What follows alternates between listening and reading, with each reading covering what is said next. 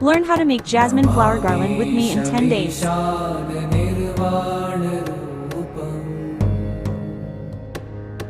विभुं व्यापकं ब्रह्मवेदस्वरूपम्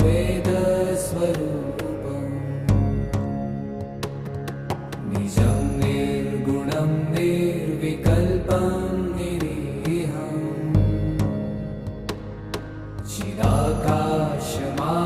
चिदाकाशमाकाशवासम्